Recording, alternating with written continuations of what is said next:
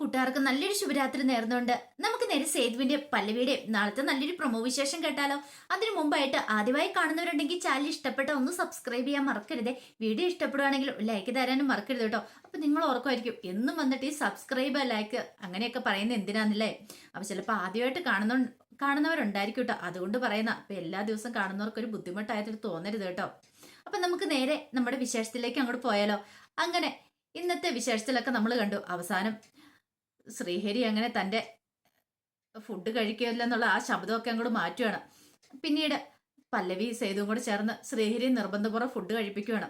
ഈ സമയത്ത് ശ്രീഹരിയുടെ കണ്ണൊക്കെ നിറഞ്ഞു വന്നു. അച്ചു പറഞ്ഞു, എന്തിനാ സങ്കടപ്പെടേണ്ട കാര്യമൊന്നുമില്ല, സേതുവേട്ടനല്ലേ ഇവിടെ ഇല്ലേ, പിന്നെന്താ കുഴപ്പമിരിക്കണേ. സേതുവേട്ടൻ ഈ കുടുംബത്തിന് വേണ്ടി അധ്വാനിക്കുന്നുണ്ട്, അതിന്റെ ഒരു പങ്കാ നമ്മൾ കഴിക്കണേ. അതുകൊണ്ട് ഒരു കുറ്റബോധം കാര്യങ്ങളൊന്നും വേണ്ടെന്ന് പറയാം. ശ്രീഹരിയുടെ മനസ്സിൽ എന്താന്നുള്ള കാര്യം എനിക്കറിയാനായിട്ട് സാധിക്കും.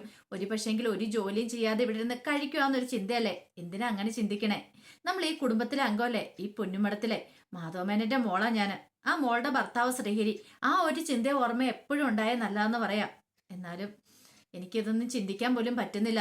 അച്ചു ഒന്ന് ആലോചിച്ച് നോക്കിയേ. ഒരു പക്ഷെ മരുഭൂമിയിൽ മഴ പെയ്ത ഒരു പ്രതീതിയാന്ന് പറയാം. ആരോരും ഇല്ലായിരുന്ന ഞാനാ പെട്ടെന്നൊരു നിമിഷം എല്ലാവരും എനിക്ക് ഉണ്ടായെന്ന് പറയാം.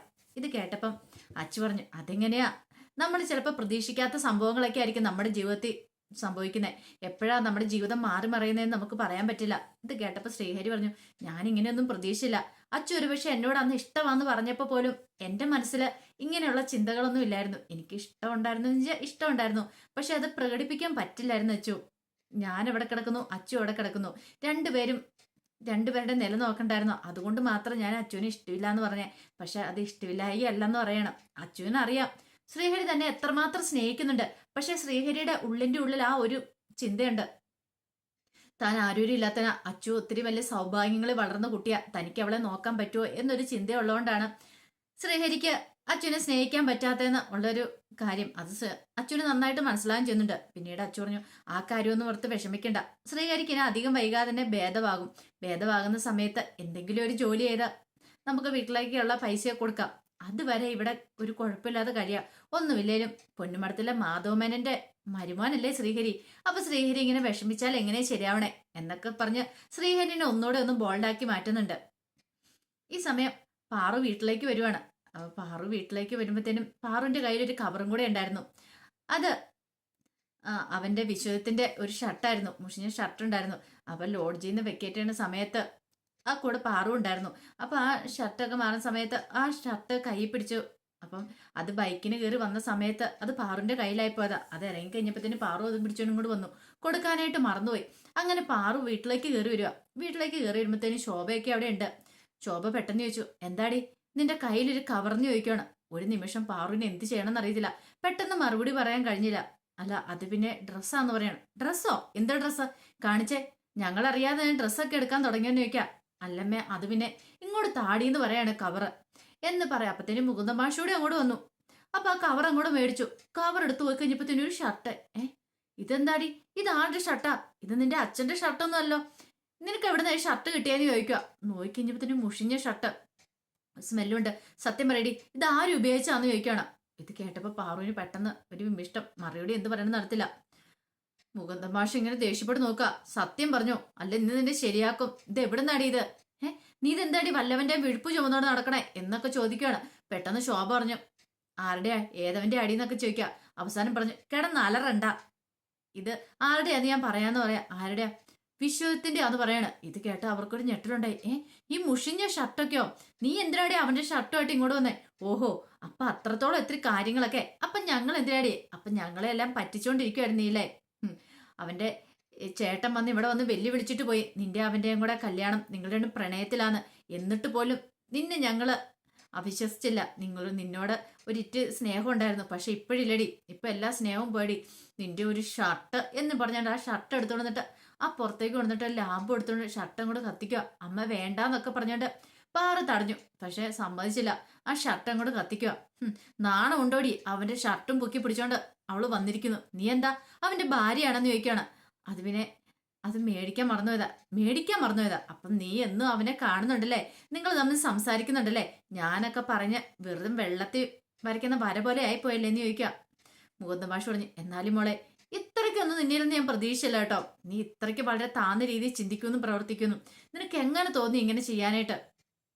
ശോഭ മുന്തമാഷിനോട് പറഞ്ഞു, നമ്മൾ ഇനി ഇവനെ പ്രതീക്ഷിക്ക വേണ്ട. ഇവള് കൈവിട്ടു പോയി. ഇനി നമ്മുടെ കൈപ്പിടിയിൽ ഇവള് ഒതുങ്ങുമല്ല മാഷെ. ഇനി എന്ത് ചെയ്യണമെന്ന് എനിക്കറിയത്തില്ല. ഒരു കാര്യം ചെയ്യാം, എല്ലാവർക്കും കൂടി ഇത്തിരി വിഷം കഴിച്ച് ആത്മഹത്യ ചെയ്യാം. അത് മാത്രമേ ഒരു വഴി കാണുന്നുള്ളൂ.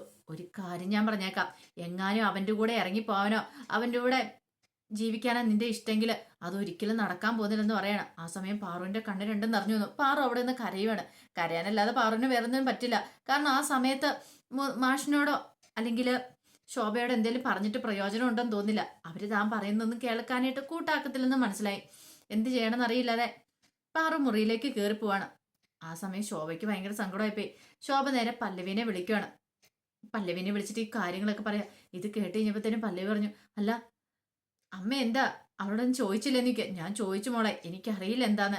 ഇങ്ങനെ പോയിട്ടുണ്ടെങ്കിൽ അവളുടെ ജീവിതം തകർന്നു പോകും. ഇനി ഞങ്ങൾക്കൊന്നും ചെയ്യാൻ പറ്റില്ല. നീ അല്ലേ പറഞ്ഞ ഒരു കുഴപ്പം ഉണ്ടാവില്ലെന്ന്. നിന്റെ വിശ്വാസത്തിലല്ല ഞങ്ങളിരുന്നേ. ഒരു കാര്യം ചെയ്യാം, എവിടെയെങ്കിലും ഏതെങ്കിലും ഒരു ചെറുക്കനെ കണ്ടെത്തി എത്രയും പെട്ടെന്ന് തന്നെ അവളുടെ കല്യാണം നടത്തി വരണം. നാളെങ്കിൽ നാളെ. ഇനി അതാ ഞാൻ നോക്കിയിട്ട് ഒരു പോംവഴി കാണുന്നുള്ളെന്ന് പറയാം. പെട്ടെന്ന് പല്ലി പറഞ്ഞു, അമ്മയൊന്ന് സമാധാനപ്പെടെ. ഇങ്ങനെ എടുത്തടിച്ച് തീരുമാനിക്കേണ്ട അല്ല ഒരു വിവാഹം എന്ന് പറഞ്ഞാല്. എടുത്തടിച്ച് ഒരു കല്യാണമൊക്കെ തീരുമാനിക്കാൻ എളുപ്പ. പക്ഷേങ്കിൽ നാളെ ചിലപ്പം അതിനേക്കാളും വലിയ ചതിക്കുഴിയിലേക്ക് ചെന്ന് പെടുന്നെങ്കിലോ. അതുകൊണ്ട് അങ്ങനെ ഒരു തീരുമാനങ്ങളൊന്നും പെട്ടെന്ന് എടുക്കണ്ടെന്ന് പറയാം. എന്റെ മോളെ, നിനക്കത് പറയാം. ഒരു പെറ്റമ്മയുടെ വിഷമം എനിക്കറിയത്തുള്ളൂ. നിന്റെ ജീവിതം അങ്ങനെയായി. ഇനിയിപ്പോ അവളുടെ ജീവിതം കൂടെ നശിച്ചു പോയിട്ടുണ്ടെങ്കിൽ അത് സഹിക്കാൻ പറ്റുന്ന കാര്യമല്ല എന്ന് പറയാം. പെട്ടെന്ന് തന്നെ പല്ലവി പറഞ്ഞു, ആരുടെ ജീവിതം ഒന്നും നശിച്ചു പോകാൻ പോകുന്നില്ലമ്മേ. അമ്മ ധൈര്യമായിട്ടിരിക്കുക. ഈ പല്ലവി അല്ലേ കൂടെയുള്ളേ. പിന്നെ എന്തിനാ അമ്മ വിഷമിക്കണമെന്ന് ചോദിക്കാം. അതൊക്കെ പറച്ചില് മാത്രമേ ഉള്ളൂ മോളെ. ഇപ്പൊ ആണെങ്കിൽ നിന്റെ അച്ഛനുണ്ടല്ലോ, അച്ഛനെ നെഞ്ച് ഉരുകിക്കൊണ്ടിരിക്കുക. പുറമെ കാണിക്കുന്നില്ലെന്നുള്ളൂ. എത്രമാത്രം വിഷമമുണ്ടെന്നറിയോ? അല്ലെങ്കിൽ തന്നെ ആ ഇന്ദ്രൻ ഇവിടെ കയറി വന്ന് വെല്ലുവിളിച്ചിട്ട് പോയതിന് ശേഷം ഒരു സമാധാനം ഇല്ലായിരിക്കുമായിരുന്നു. അപ്പോഴാണ് ഇങ്ങനത്തെ ഒരു സംഭവം കൂടെ. ഇതെങ്ങനെ ആ രാജലക്ഷ്മി അവിടെ അറിഞ്ഞിട്ടുണ്ടെങ്കിൽ പിന്നെ അറിയാലോ എന്താ സംഭവിക്കാൻ പോകുന്നത്. രാജലക്ഷ്മി വെല്ലുവിളിച്ചുകൊണ്ട് ഇങ്ങോട്ട് വരും. എനിക്ക് വയ്യ അവരോടൊന്നും മല്ലിടാൻ വേണ്ടിയിട്ട്. എത്രയും പെട്ടെന്ന് തന്നെ ഞാൻ നോക്കട്ടെ, ഒരു ആലോചന വരുവാണെങ്കിൽ അതങ്ങ് നടത്താം. ആ പൊന്നമ്മ ചേച്ചിനെ എങ്ങാനും കണ്ട ബ്രോക്കർ പൊന്നമ്മ ചേച്ചിയോട് കാര്യങ്ങളൊക്കെ പറയാന്ന് പറയണം.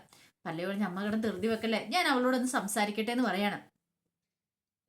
പിന്നീട് പാറുവിനെ കാണാനായിട്ട് പല്ലവി ചെല്ലുവാണ്. അങ്ങനെ പാറുവിനെ വഴിക്ക് വെച്ച് കണ്ടു കഴിഞ്ഞപ്പോഴത്തേനും പല്ലവി ചോദിച്ചു, എന്തൊക്കെയുണ്ട് വിശേഷങ്ങൾ എന്നൊക്കെ ചോദിക്കുകയാണ്. ഇത് കേട്ടപ്പോഴത്തേനും പാറു പറഞ്ഞു, എനിക്കറിയാം അമ്മ വിളിച്ചൊരു പക്ഷേ ചേച്ചിയോട് പറഞ്ഞിട്ടുണ്ടായിരിക്കില്ലേ എന്ന് ചോദിക്കുക. എന്താ മോളെ ഇത്, എന്താ ഇങ്ങനെ നിന്നോട് പറഞ്ഞില്ലായിരുന്നു ചോദിക്കുക. ചേച്ചി അതങ്ങനെയൊന്നും അല്ല സംഭവം. സംഭവം എന്താന്ന് കാരണം സഹിതം വ്യക്തമാക്കി കൊടുക്കുകയാണ്. അമ്മയും അച്ഛനൊക്കെ തെറ്റിദ്ധരിച്ച് പോയതാ. എനിക്കറിയില്ല എന്ത് ചെയ്യണമെന്ന്. ഞാൻ എന്ത് ചെയ്താലും അവസാനം കുറ്റമായിട്ട് അവരെടുക്കുന്നേ. എനിക്ക് എന്ത് ചെയ്യാൻ പറ്റുമെന്ന് ചോദിക്കാം. മോളെ, നീ വേണം നിന്റെ ജീവിതത്തെ മുന്നോട്ട് കൊണ്ടുപോകാനായിട്ട്. നിന്റെ ജീവിതത്തിൽ കുറച്ച് അടുക്കും ചിട്ടിയൊക്കെ വരാനുണ്ട്. നീ ഇതുപോലെയൊന്നും ആയിരുന്നില്ലല്ലോ, പിന്നെ എന്തു പറ്റി ചോദിക്കണം. ചേച്ചി എനിക്കറിയില്ല, ഞാൻ പറഞ്ഞല്ലോ ഞാൻ അങ്ങനെ ഒരു തെറ്റും ചെയ്തിട്ടില്ല എന്ന് പറയാം. പക്ഷേങ്കിൽ എൻ്റെ മനസ്സിലെന്തോ വല്ലാത്തൊരു ബുദ്ധിമുട്ടൊക്കെ തോന്നുന്നുണ്ട്. ഞാൻ ചേച്ചിയോട് ഇന്ന് വരെ ഒന്നും മറച്ചു വെച്ചിട്ടില്ലോ. പക്ഷെ ഞാൻ നോക്കിയെടുത്തോളം വിശ്വസിച്ച് നല്ലവനാ. ഈ പറയുന്ന ഇന്ദ്രന്റെ സ്വഭാവമോ അല്ലെങ്കിൽ അവിടുത്തെ രാജലക്ഷ്മിയമ്മയുടെ സ്വഭാവമോ അവരുടെ ആളുടെ സ്വഭാവമല്ല. എനിക്ക് അതുകൊണ്ടാ. ഇത് കേട്ടപ്പം പല്ലി പറഞ്ഞു, എനിക്കറിയാം ഈ സമയത്ത് നിന്റെ മനസ്സ് എത്രത്തോളം ബുദ്ധിമുട്ടുന്നുണ്ടെന്നൊക്കെ. പക്ഷെ എനിക്ക് പറയാതിരിക്കാൻ പറ്റില്ല. ഞാനൊരു ചേച്ചിയല്ലേ, എൻ്റെ ജീവിതം തന്നെ നിന്റെ കൺമുന്നിലില്ലേ. അച്ഛനും അമ്മയൊക്കെ പറയുന്ന അനുസരിച്ച് മുന്നോട്ട് പോകുന്നല്ലേ മോളെ നല്ലതെന്നൊക്കെ പറഞ്ഞ് കുറെ അധികം ഉപദേശിക്കുന്നുണ്ട്. അതെല്ലാം കേട്ടിട്ട് പാറു പറഞ്ഞു, ചേച്ചി ഞാൻ പറഞ്ഞല്ലോ എനിക്ക് എന്തായാലും എൻ്റെതായ തീരുമാനങ്ങളുണ്ട്. ആ തീരുമാനത്തെ മറികടന്ന് ഞാനൊന്നും ചെയ്യാൻ പോകത്തില്ല. എനിക്ക് എൻ്റെ മനസാക്ഷിനെ വിശ്വാസമാണ് എന്നൊക്കെ പറഞ്ഞിട്ട് പാറു അങ്ങോട്ടേക്ക് പോവാ. പല്ലവിക്ക് ആകെപ്പെട്ടൊരു വെപ്രാളമായിപ്പോയി. ഇവളോട് പറഞ്ഞിട്ട് ഇവളൊന്നും അനുസരിക്കുന്നില്ലോ. ഇങ്ങനെ പോയാൽ എന്തായി തീരുമെന്നൊരു ചിന്ത വരുവാണ്. പിന്നീട് ആകെപ്പാടെ വിഷമിച്ച് വീട്ടിലേക്ക് വരിക. അങ്ങനെ വരണ സമയത്ത് സേതു അങ്ങോട്ട് ചെന്നു. സേതു ചോദിച്ചു, എന്ത് പറ്റി? മുഖമൊക്കെ വല്ലായിരിക്കണേ. ഒന്നുമില്ലാന്ന് പറയാ. എനിക്കറിയാം മനസ്സിന് എന്തോ ഒരു ബുദ്ധിമുട്ടുണ്ട്. എന്തെങ്കിലും ബുദ്ധിമുട്ടില്ലാതെ ഇങ്ങനെ ഇരിക്കണല്ലോ. ഞാൻ ആദ്യമായിട്ട് കാണുന്ന ആളൊന്നും അല്ലല്ലോ പല്ലവി എന്ന് പറയാ. അത് പിന്നെ കാര്യം എന്താന്ന് വെച്ചാ പറ പല്ലവി. ഞാൻ പാറുവിന്റെ കാര്യം ഓർത്തിട്ടാ. പാറുവിന്റെ കാര്യം ഓർത്തിട്ട് ഇനി എന്തിനാ ടെൻഷൻ അടിക്കണേ? ആ കാര്യം അങ്ങോട്ട് വിട്ടാരെ. ഒരു പക്ഷേങ്കില് നീ അല്ലേ പറഞ്ഞത് പാറു ഒരു കുഴപ്പമില്ല, നല്ല സ്ട്രോങ് ആയിട്ടുള്ള പെൺകുട്ടിയാണ്. പിന്നെന്താ, അതൊക്കെ ശരി തന്നെയാ.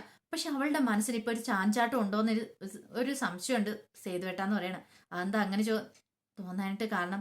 അല്ല, അവളുടെ ഇന്നത്തെ സംസാരമൊക്കെ കേട്ട് കഴിഞ്ഞപ്പോഴത്തേനും എനിക്ക് അങ്ങനെ തോന്നുവാന്ന് പറയണം. സേതു പറഞ്ഞു, അങ്ങനെ എന്തെങ്കിലും തോന്നി അവളെയും കുറ്റം പറയാൻ പറ്റില്ല. ഒരാൾക്ക് ഒരാളുടെ ഇഷ്ടം തോന്നുന്ന അത്ര കുറ്റമെന്ന് പറയാൻ പറ്റില്ല. പിന്നെ ഇന്ദ്രനെ പോലെ ആവണമെന്നില്ല വിശ്വത്ത്. അവന്റെ സ്വഭാവം ചിലപ്പം വേറെ ആയിരിക്കും. പക്ഷെ ഇന്ദനെ കണ്ടുകൊണ്ട് നമ്മുടെ വിശ്വത്തിനെ കുറ്റപ്പെടുത്താനും പാടില്ല എന്നും പറഞ്ഞിട്ട് അവര് തമ്മിൽ പ്രണയിക്കണമെന്നോ അല്ലെങ്കിൽ ഒന്നിക്കണമെന്നൊന്നും അല്ല ഞാൻ പറയണത്. രണ്ടുപേരുടെ ഭാഗം വെച്ച് ഞാൻ പറഞ്ഞെന്ന് പറയണം. ഇത് കേട്ടപ്പം പല്ലവി പറഞ്ഞു, എന്റെ കണക്കൂട്ടലുകളൊക്കെ തെറ്റിപ്പോന്ന പോലെ എനിക്ക് തോന്നേ. ഇതിങ്ങനെ പോയിട്ടുണ്ടെങ്കിൽ അധികം വൈകാതെ അവർ തമ്മിൽ വലിയ ഇഷ്ടത്തിലുമായിട്ടുണ്ടെങ്കിൽ അച്ഛനും അമ്മ എന്ത് ചെയ്യുമെന്ന് പോലും എനിക്കറിയില്ല.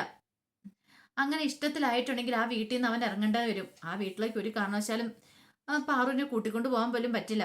പാറുവിനാണെങ്കിൽ ഞാൻ പറഞ്ഞിട്ടൊന്നും വിശ്വസിക്കാനും പറ്റുന്നില്ല. വല്ലാത്തൊരവസ്ഥയാന്ന് പറയണം. നീ ധൈര്യമായിട്ടിരിക്കുക, എന്ത് വന്നാലും ഞാൻ കൂടെയില്ലേ എന്നൊക്കെ സേതു പറയണം. പിന്നീട് നിരഞ്ജന മാഡം അന്വേഷണം തുടരുവാണ്. അപ്പൊ ഗുണ്ടാജയനെ കുറിച്ചുള്ള അന്വേഷണമൊക്കെ നടത്തുന്നുണ്ട്. അങ്ങനെ അന്വേഷണമൊക്കെ നടത്തി കഴിയുമ്പോഴത്തേനും അതിന്റെ ഡീറ്റെയിൽസും കാര്യങ്ങളൊക്കെ കിട്ടുന്നത്. കാരണം അവനെ ഇത് കാര്യങ്ങളൊക്കെ ഏൽപ്പിച്ച വേറൊരാളാന്നുള്ള കാര്യങ്ങളൊക്കെ പിന്നീടാണ് മനസ്സിലാക്കുന്നത്. ഈ സമയം പല്ലവി ആണെങ്കിലും സേതുവാണെങ്കിലും അവരുടേതായ രീതിക്ക് അന്വേഷിക്കുന്നുണ്ടായിരുന്നു. ഒരുപക്ഷെ എവിടെയെങ്കിലും അയാളെ കണ്ടു കിട്ടുവാണെങ്കിൽ, അയാളെ കണ്ടെത്തുവാണെങ്കിൽ തനിക്ക് ഗുണകരമായല്ലോ, എത്രയും പെട്ടെന്ന് തന്നെ ആ കൊലയാളിയെ കണ്ടെത്താൻ പറ്റുമെന്നൊരു ചിന്തയൊക്കെ മനസ്സിലേക്ക് വരുന്നുണ്ട്. അങ്ങനെ അവരുടേതായ രീതിയിൽ അന്വേഷിക്കുമ്പോഴാണ് സേതുവിന് ആ ഒരു ഇത് കിട്ടുന്നത്. ഗുണ്ടാജയൻ എവിടെയുണ്ടെന്നുള്ള കാര്യം വിവരം കിട്ടുവാണ്. ഇത് അറിഞ്ഞു കഴിഞ്ഞപ്പോഴത്തേനും സേതു പല്ലവിയോട് വിളിച്ചിട്ട് കാര്യങ്ങളൊക്കെ പറയാണ്. പിന്നീട് അവർ നിരഞ്ജന മാഡത്തെ വിളിച്ചിട്ട് കാര്യങ്ങളൊക്കെ പറയാണ്. ഇങ്ങനെ ഗുണ്ടാജയന് അയാളെ പോലെ തന്നെ കണ്ടിട്ടുണ്ട്. അപ്പൊ സേതുവിന് കുറെ പിടിപാടും കാര്യങ്ങളൊക്കെ ഉണ്ടല്ലോ. ഇത് കേട്ട ഉടനെ നിരഞ്ജന മാഡം അങ്ങോട്ട് പുറപ്പെടുവാണ് അവനെ പിടികൂടാനായിട്ട്. അപ്പൊ ഇനി നമ്മൾ കാണാൻ പോകുന്നത് അവനെ പിടികൂടും. അവനെ പിടികൂടി ചോദ്യം ചെയ്ത് കഴിയുമ്പോഴത്തേനുമാണ് ആ രഹസ്യങ്ങളൊക്കെ പുറത്തു വരാനായിട്ട് വരുന്നത്. അപ്പൊ അതിന്റെ വിശേഷങ്ങൾക്കായി നമുക്ക് കാത്തിരിക്കാട്ടോ. അപ്പൊ എല്ലാവർക്കും ഒരിക്കൽ കൂടി നല്ലൊരു രാത്രി ആശംസിച്ചുകൊണ്ട് നിർത്തുന്നു. നന്ദി.